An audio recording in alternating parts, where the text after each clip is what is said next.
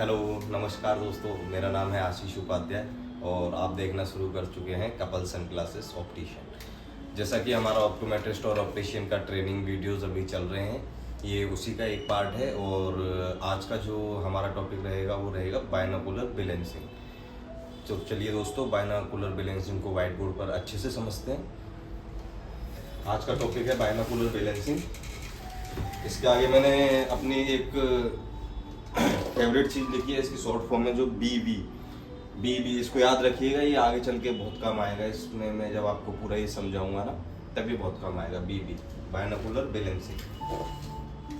It is a clinical procedure use to equalize the accommodative effort between both eyes during a vision exam.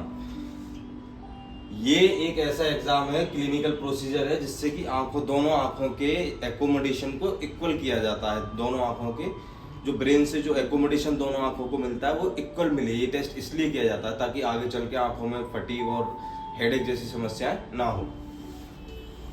Purpose and importance क्या है इसका? The primary goal is to provide a final prescription that is comfortable for the patient when using both eyes together. इसका primary goal ये रहता है कि एक ऐसा फाइनल प्रिस्क्रिप्शन प्रोवाइड करा जाए जिससे आप दोनों आंखों से जब पेशेंट देखे तो वो कंफर्टेबल रहे। ठीक है, ये इसका पर्पस होता है और इसका इम्पोर्टेंस होता है। इससे क्या क्या होता है? प्रिवेंटिंग एस्थेनोपिया। एस्थेनोपिया से ये बचाता है। एस्थेनोपिया से किस किस चीज से बचाता है? जैसे अगर ये नहीं करेंगे तो इम्बैलेंस फोकस जो होता है, imbalance focus can lead to eye strain, headache and visual fatigue. अगर आप ये नहीं करेंगे, अगर इम्बैलेंस फोकस रह जाएगा तो वो कहाँ तक ले जाएगा आपको? किस चीज सिम्टम्स की तरफ ले जाएगा? फटीग की तरफ, आई स्ट्रेन की तरफ, हेडेक की तरफ। तो ये एस्थेनोपिया से प्रिवेंट करता है अगर हम बायनोकुलर बैलेंसिंग करते हैं तो। Correcting over minusing. जब हम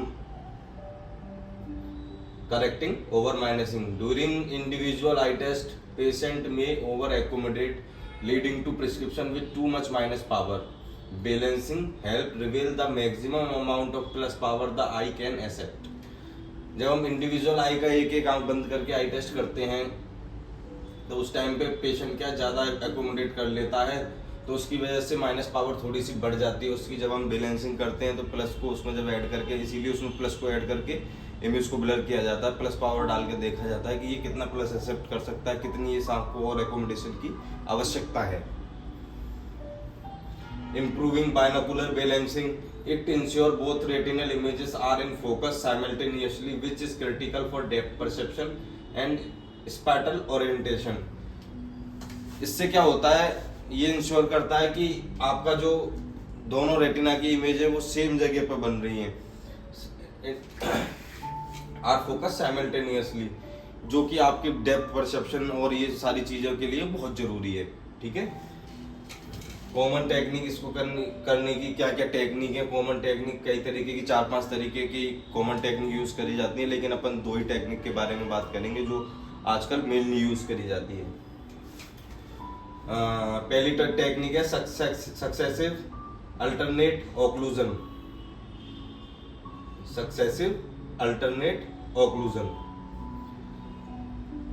जो सॉरी मैं पहली टेक्निक बताने से पहले कुछ और बताना चाहूंगा आपको। जैसे professional use several method to achieve the balance, often involve fogging to relax accommodation, adding plus lens. अब ये क्या कह रहा है? जैसे कई सारी टेक्निक यूज करते हैं तो हम तो 2 की बात करेंगे, उसमें से एक ये सबसे ज्यादा यूज करने वाली टेक्निक है। ये सब टेक्निक के साथ मोस्टली यूज होती है, जिसमें क्या है, फॉगिंग करी जाती है। तो एकोमोडेशन को रिलैक्स करने के लिए फॉगिंग करी जाती है, एकोमोडेशन को रिलैक्स करने के लिए। प्लस लेंस को ऐड किया जाता है दोनों आंखों के आगे। ये दोनों आंखों की एक साथ में की जाती है। इसको फर्स्ट तरीका क्या है? Successive alternate occlusion. इसमें क्या है, एक एक आंख को बंद करके पूछेंगे पेशेंट से साइमल्टेनियसली। एक आंख बंद करेंगे, फिर दूसरी आंख बंद करेंगे, ऐसे ऐसे करके क्लोज करके पेशेंट से पूछेंगे किस आंख से उसको ज्यादा बेहतर दिख रहा है, और जिस आंख से उसको ज्यादा बेहतर दिख रहा होगा उसको ब्लर करके इक्वली दोनों आंखों को लेके आने की कोशिश करेंगे। सक्सेसिव अल्टरनेट ऑक्लूजन क्या कहता है? Quickly switch a cover between eyes which successively quickly switch a cover between eyes while the patients compare the clarity of a slightly blurred image. दूसरी टेक्निक होती है अपनी प्रिज्म डिसोसिएशन। प्रिज्म डिसोसिएशन इसमें क्या होता है, वॉन ग्रिफ मेथड भी बोलते हैं इसको, uses vertical prism to create to separate images.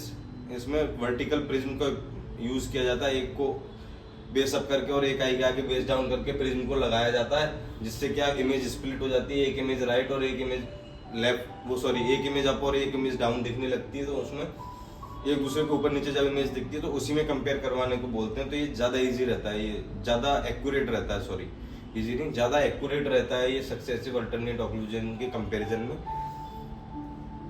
One above the other, the patient compare these two images simultaneously until they appear equally blurred. इसमें भी प्रोसीजर वही रहेगा कि दोनों इमेजें इक्वली ब्लर दिखे तब तक इसको करना है।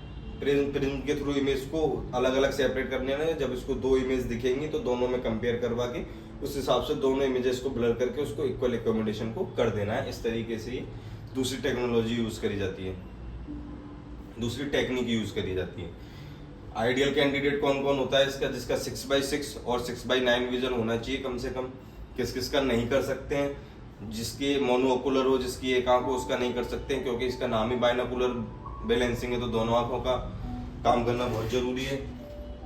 नो रिमेनिंग एकोमोडेशन एबिलिटी, किसी की एकोमोडेशन एबिलिटी ना बची हो तो उसका करने का कोई फायदा नहीं है, जैसे ओवर 60 वाले पेशेंट हो गए या फिर जिन्होंने लेंस इम्प्लांट करवा रखा हो वो वाले पेशेंट हो गए, उनका करने की कोई आवश्यकता है ही नहीं। तीसरा हो गया एक्सपीरियंस सप्रेशन। सप्रेशन को कोई एक्सपीरियंस, सब कोई एक आई सप्रेशन में है, मतलब जिसका where the brain ignores the input from one eye, जिसमें क्या है ब्रेन एक आंख से इनपुट लेना बंद कर देता है, इसको सप्रेशन ऑफ आई बोलते हैं। तो इन तीन कंडीशन में मेजरली नहीं करा जाता है। बाकी करने के लिए जो परफेक्ट कंडीशन है उसमें 6x6 या 6x9 विजन दोनों आंखों में होना चाहिए, तब बाइनोकुलर बैलेंसिंग करी जाती है।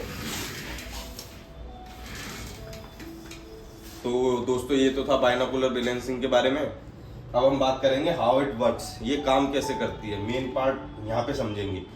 इसको मैं एक कहानी के थ्रू बताना चाहूंगा। एक हमारा माइंड है, एक ये राइट आई है, ये लेफ्ट आई है। तो हमारी माइंड से जो एकोमोडेशन आता है उसके ऊपर अपन बात करेंगे, कहानी के थ्रू समझते हैं। जो माइंड है उसकी दो बीवियां हैं, बाइनोकुलर बैलेंसिंग मैंने बोला था ना, बीवी काम आएगा ये सब, तो यहाँ पे काम आएगा। हमारे दिमाग की दो बीवी हैं, एक हमारी राइट आई, एक हमारी लेफ्ट आई।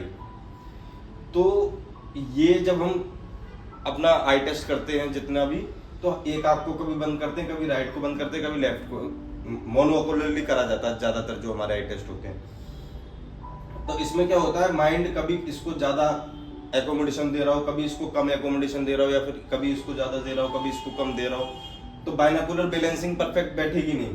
तो जब तक ये बाइनोकुलर बैलेंसिंग परफेक्ट नहीं बैठेगी तब तक इम्बैलेंस फोकस रहेगा, जो आई स्ट्रेन और हेडेक की तरफ लेके जाता है। जो